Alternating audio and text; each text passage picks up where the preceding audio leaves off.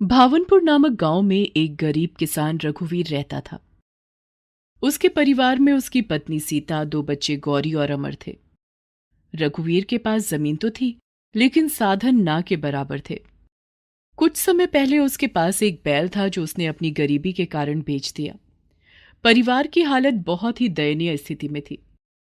मेरी बात मानते क्यों नहीं हो? जमींदार के यहां से कितनी बार बुलावा आ चुका है। क्या फर्क पड़ जाएगा अगर मैं बाहर जाकर झाड़ू पोछा और बर्तन मांज दूं? कम से कम महीने का राशन पानी का तो जुगाड़ हो ही जाएगा ना। ऐसी बातें मत किया कर गौरी की माँ। तेरी बातें मेरे दिल को तीर की तरह छल्ली कर देती हैं। मेरे लिए मर मिटने जैसा हो जाता है। मेरी जोरू किसी और के घर जाकर काम करे? ना ना ना, मेरे से ना देखा जाएगा। मैं तो गांव में अपना मुंह भी नहीं दिखा पाऊंगा। इतना क्यों सोच रहे हो? मैं क्या अपने लिए ये सब सोच रही हूँ? मैं भी तो परिवार के लिए ही सोच रही हूँ। मैं जानता हूं सीता, लेकिन फिर भी ना, काम करने तो नहीं जाएगी। रघुवीर दिन रात इसी चिंता में घुलता जा रहा था कि वो बच्चों को ढंग का खाना तक नहीं दे पा रहा था। बच्चों के तन पर जो कपड़े थे उनमें भी पता नहीं कितने टुकड़े और कपड़ों के जोड़कर काम चल रहा था। वो जब भी किसी से मदद मांगने जाता कि उसको हल दे दो या उसके खेतों में ट्रैक्टर चला दो, तो लोग उससे इस काम के लिए पैसे मांगते, जो कि उसके पास बिल्कुल भी नहीं थे। वो उनको दिलासा देता कि फसल अच्छी हो जाएगी तो पैसे दे दूंगा, लेकिन कोई भी उसकी मदद के लिए आगे नहीं आता। एक दिन अपने खेतों में फावड़े से जमीन को खोदते खोदते वो अधमरा सा हो गया। सूखी जमीन पर फावड़ा भी नहीं चल रहा था। उसकी आंखों से पानी निकल निकल कर जमीन गीला कर रहे थे।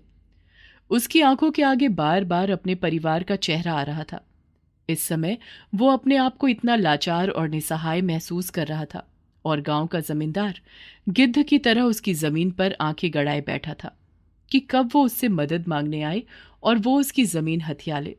और ये बात रघुवीर अच्छी तरह जानता था। जमींदार जब भी कभी रघुवीर से मिलता तो हमेशा एक ही बात बोलता। काहे रे रघुवीर, इधर उधर धक्के खात रहता है। कितनी बार तो कहा है जमीन मुझे दे दे, अच्छे दाम दूंगा। आप बड़े लोग हो, जानता हूं जमीन के अच्छे दाम दे दोगे, लेकिन फिर उसके बाद मैं क्या करूंगा? पैसा तो एक ना एक समय खत्म हो ही जाएगा। अगर मेरी मदद करनी है तो आप अपनी ट्यूबवेल का पानी क्यों नहीं दे देते? फोकट में पानी नहीं मिलता। 1000 रुपए दे दे, मैं 2 दिन पानी चलवा दूंगा। जाओ जमींदार साहब जाओ, 1000 रुपए में 2 ही दिन पानी चलेगा? यानी कि हर बारी जब भी मैं पानी अपने खेतों में चलवाऊंगा तो 1000 रुपए दूंगा। अगर इतना ही अमीर होता तो अपनी ट्यूबवेल ना लगवा लेता। फिर जमींदार और रघुवीर अपने अपने रास्ते चले जाते हैं। अगले दिन, पिछले हफ्ते थोड़ा सा ही गेहूं पड़ा था जो मैंने पिसवा लिया। बस आज ही का आटा बचा है। मुझे समझ नहीं आ रहा है कि मैं बच्चों को क्या खिलाऊंगी। तू अभी का तो खाना बना, शाम तक मैं देखता हूँ, कहीं दिहाड़ी पर काम कर लूंगा। 2 रोटी का जुगाड़ कैसे ना कैसे कर ही लूंगा। सीता खाना बनाने लगती है और दोनों बच्चे अपने स्कूल जाने की तैयारी करने लगते हैं। वो तो शुक्र था कि गांव में सरकारी स्कूल था, जहां एक टाइम का खाना भी बच्चों को दिया जाता था। खाना खाकर बच्चे स्कूल चले जाते हैं और रघुवीर अपना गमछा उठाकर जैसे ही घर से बाहर जाने लगता है तो देखता है सूट बूट में एक आदमी उसके घर के बाहर खड़ा है। वो उसे बहुत पहचानने की कोशिश करता है। हाँ जी भाई साहब, किससे मिलना है? मैंने पहचाना नहीं। ये बोलकर तो तूने मेरा दिल तोड़ दिया रघुवीर। मुझे लगा था कि दुनिया में कोई मुझे पहचाने या ना पहचाने, पर तू मुझे एक ही नजर में पहचान जाएगा। बस यही थी तेरी यारी दोस्ती। मैं तो तुझे कभी नहीं भूला। रघुवीर फिर ध्यान से उसका चेहरा देखता है और अपने गमछे को फेंक कर उसके गले लग जाता है और रोना शुरू कर देता है। हरी किशन, तुम हरी किशन हो ना? ओ मेरे दोस्त, मैं कैसे पहचानता जब तुम यहां से गए तो कितने छोटे से थे। अब देखो कैसे गभरू जवान दिख रहे हो। हे भगवान, मैं कोई सपना तो नहीं देख रहा। अरे ओ गौरी की माँ, देख तो जरा कौन आया है। मैंने तो इन्हें कभी नहीं देखा। कौन है ये? भाभी जी नमस्ते। ये तो बावरा हो गया है, पहेलियां बुझाता रहेगा। मैं बता देता हूँ, मेरा नाम इकबाल है और हम दोनों बचपन से पक्के दोस्त हैं। अच्छा अच्छा, आप ही इकबाल भैया हैं। बहुत बातें सुनी है मैंने इनके मुंह से। आइए भैया, अंदर आइए। हरिकिशन जब रघुवीर के घर के अंदर आता है तो घर की हालत देखकर उसे बड़ा सदमा सा लगता है। दो टूटी फूटी चारपाई, एक रस्सी पर कुछ कपड़े टंगे थे, नीचे जमीन पर एक दरी बिछी हुई थी। ये सब क्या है रघुवीर? तुमने अपनी और घर की क्या हालत बना रखी है? कुछ मत पूछ दोस्त, पता ही नहीं चला, धीरे धीरे सब कुछ खत्म होता चला गया। खेत में पैदावार नहीं होती, मेरे पास तो ट्यूबवेल भी नहीं है।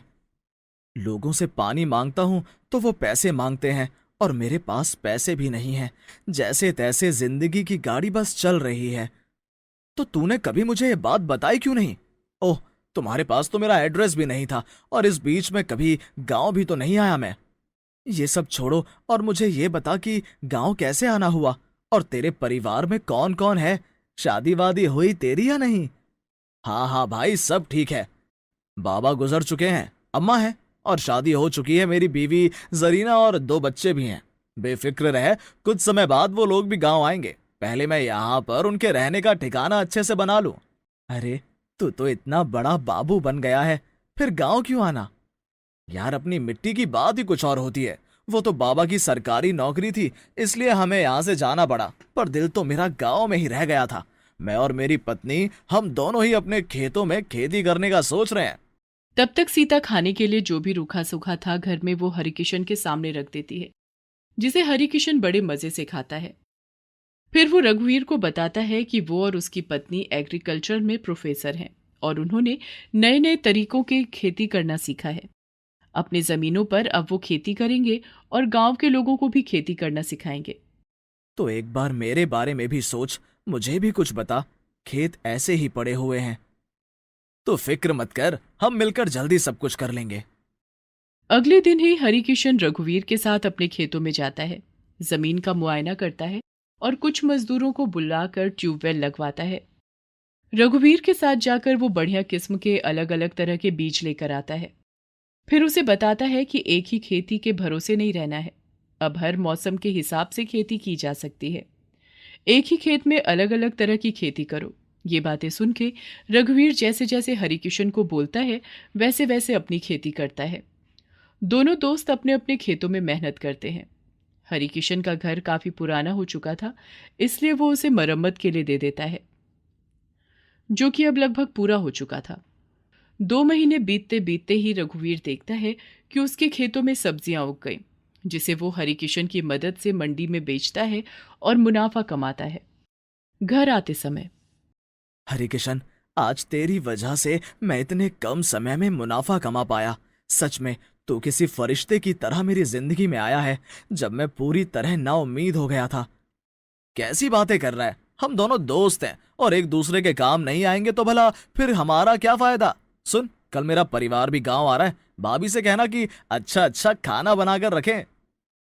बिल्कुल, मैं अभी सामान लेकर जाता हूँ। रघुवीर अपने बच्चों के लिए फल खरीद कर लाया था। सारे पैसे लाकर वो सीता के हाथों में रख देता है। सच में हरिकिशन भाई के आने से हमारी तो जिंदगी संवर गई। दोस्त हो तो ऐसा। कल हरिकिशन का परिवार आ रहा है, मैं ये सामान लेकर आया हूँ।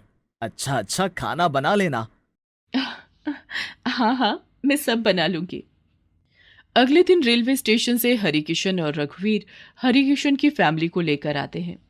सीता हरिकिशन की माँ के पैर छूती है और उसकी वाइफ के गले लगती है। फिर सबको जलपान कराने के बाद वो भोजन कराती है। वाह भाभी, मजा आ गया। बचपन में नानी के यहाँ जाती थी तब चूल्हे की रोटी खाई थी और आज फिर रोटी खाकर मजा आ गया। बच्चे भी आपस में घुल मिल जाते हैं और बाहर खेलने चले जाते हैं। सारे बड़े बैठकर बातें करने लगते हैं और आगे के लिए प्लानिंग करने लगते हैं। हरिकिशन और नंदिनी मिलकर बताते हैं कि अब किस किस तरह की खेती कम समय में की जा सकती है। रघुवीर भैया, मुझे आपके बारे में हरिकिशन ने बताया। आप बिल्कुल भी परेशान मत होना। हम जैसे जैसे बोलें, बस 1 साल तक आपको अपने खेतों पर मेहनत करनी है और फिर देखना आप कितना मुनाफा कमाएंगे। क्या बताऊं नंदिनी भाभी, अगर हरिकिशन आकर स्थिति को ना संभालता तो पता नहीं मैं क्या करता। मैं तो पूरी तरह निराश हो चुका था, फिर इसने किसी फरिश्ते की तरह सब कुछ संभाल लिया। बेटा, मिलजुल कर काम करने से ही फायदा होता है। अब हरिकिशन और रघुवीर मिलकर खेती करने लगे। गांव के लोग भी उन दोनों की दोस्ती की सराहना करने लगे। जब भी बात होती तो उन दोनों की दोस्ती की बात चल पड़ती। कैसे एक दोस्त ने आकर दूसरे दोस्त की मदद की और आज उसके हालात बहुत अच्छे हैं। रघुवीर के घर अब सब कुछ सामान्य हो गया। बच्चे अच्छे कपड़े पहन रहे थे और सीता की रसोई में सारा सामान था। रघुवीर भी अब खुश रहता तो खेतों में और दुगनी मेहनत करता। जब भी उसे किसी तरह की सहायता की जरूरत पड़ती, हरिकिशन उसके साथ कंधे से कंधा मिलाकर खड़ा रहता और देखते ही देखते रघुवीर की माली हालत बेहतर से बहुत बेहतर हो गई।